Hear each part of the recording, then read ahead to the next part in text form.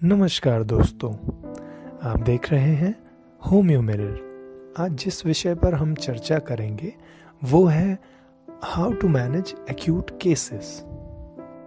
सबसे पहले हम एक एक्यूट डिजीज की परिभाषा या डेफिनेशन देख लेते हैं। Acute diseases are those which have sudden onset, rapid progress and a definite course. They tend to terminate either in death or complete recovery once the disease has run out its course. यहाँ हम सिर्फ self limiting acute diseases की चर्चा करेंगे, यानी सिर्फ वो diseases जो फैटल या घातक ना हो। ये जो ग्राफ आपकी स्क्रीन पर दिख रहा है वो एक्यूट डिजीज के नॉर्मल प्रोग्रेस को दर्शाता है। वर्टिकल लाइन सिम्टम्स की इंटेंसिटी को दर्शाती है और horizontal line number of days. अब जैसे कि आप देख सकते हैं, एक एक्यूट डिजीज की शुरुआत अचानक होती है और सिम्टम्स की इंटेंसिटी या तीव्रता बड़ी तेजी के साथ बढ़ती है और 1 या 2 दिनों में सबसे इंटेंस या तीव्र हो जाती है, जो उसी अवस्था में अगले 3 से 4 दिन बनी रहती है।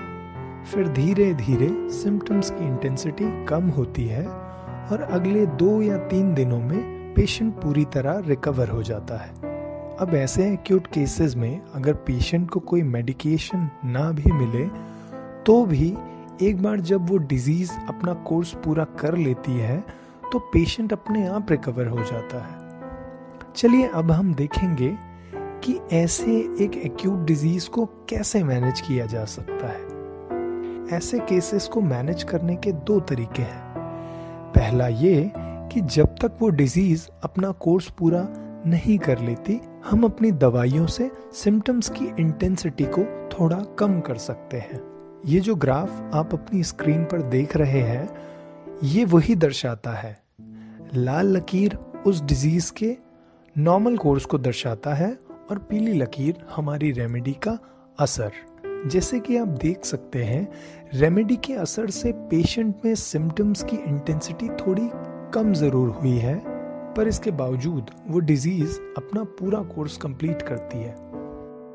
जब आप कॉमन सिम्टम्स के ऊपर, कोई क्लिनिकल टिप के ऊपर, क्लिनिकल डायग्नोसिस के ऊपर या फिर पेटेंट टॉनिक कफ सिरप्स और टिंचर्स प्रिस्क्राइब करते हैं,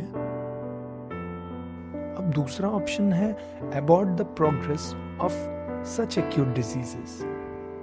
या ऐसे एक्यूट डिजीजेस के प्रोग्रेस को स्थगित करना यानी उसे अपना कोर्स कंप्लीट करने ना देना और पेशेंट को कम से कम वक्त में क्योर करना। ये काम सिर्फ एक राइट सिमिलिमम कर सकता है।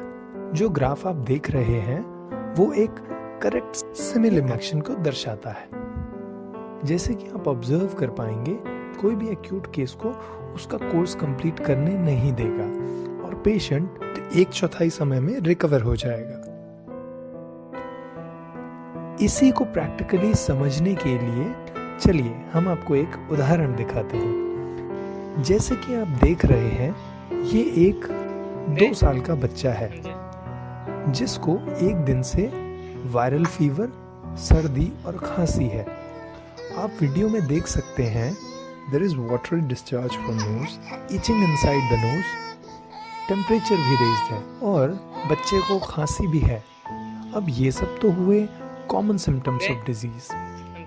अगर इसी के बेसिस पर हम कोई रेमेडी प्रिस्क्राइब करें, जैसे कि एलियम सिपा, आर्सेनिक या रेस्टॉक्स, तो शायद बच्चे को थोड़ा आराम मिले, पर ऐसे प्रिस्क्रिप्शन वो काम नहीं कर सकते जो एक परफेक्ट सिमिलिमम कर सकता है। चलिए इस वीडियो को एक और बार देखते हैं। कॉमन सिम्टम्स को छोड़िए, कुछ और ऑब्जर्व कर सकते हैं आप।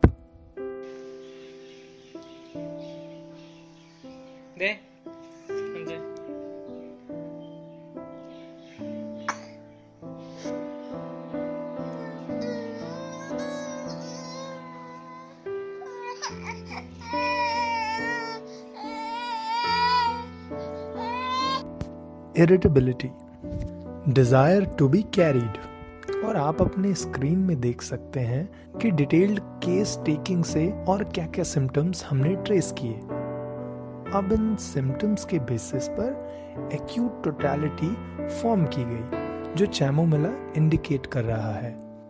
बच्चे को शाम 7 बजे चैमोमिला 0/3 का एक डोज दिया गया और एक और डोज 8 बजे और फिर एक और डोज 9 बजे और 9:30 बजे तक बच्चा सो गया और पूरी रात चैन की नींद सोया और अगले दिन सुबह तक ही वॉज बैक टू हेल्थ। अब आप सोचिए कन्वेंशनल मेथड्स ऑफ ट्रीटमेंट से या हम ये जो पेटेंट टॉनिक्स टिंचर्स प्रिस्क्राइब करते हैं उससे क्या ऐसा रिजल्ट आपको मिलता? चलिए अब लिटरेचर से ही कोट करते हैं। We sometimes see the outermost effects of disease located in the outer planes, temporarily removed by the lower potencies and crude drugs, but it is only as to the exteriors and ultimates that the cure is effected, and as it does not reach the innermost degrees, it is not permanent. In acute diseases also, crude drugs sometimes accomplish their purpose because the outermost which they affect is only on the surface, and the innermost has, in acute disease, the tendency to go away of itself. If his life can simply be spared until the disease has run its course, the patient will recover. Hahnemann says that all acute diseases should be aborted. Why should we not expect to do this if Hahnemann did so 100 years ago? Why call ourselves homeopathicians if we cannot do as well as Hahnemann did? Why not offer this as the test of our ability and skill, and consciously admit that we must abort all acute diseases, or cease to call ourselves homeopathicians? Homeo mirror में हम आपको ऐसे हजारों case abort करके दिखाएंगे और साथ में ये भी समझाएंगे कि हमने किस बेसिस पर रेमेडी सेलेक्ट किए, कौन से सिम्टम्स को कंसीडर किया और क्यों। यहाँ ये ध्यान ना रखें कि हमने इस केस में कौन सी रेमेडी दी, पर यहाँ से ये सीखने की कोशिश करें कि हमने वो रेमेडी किस बेसिस पर दी। आगे भी ऐसे कई केसेस हम लेकर आने वाले हैं।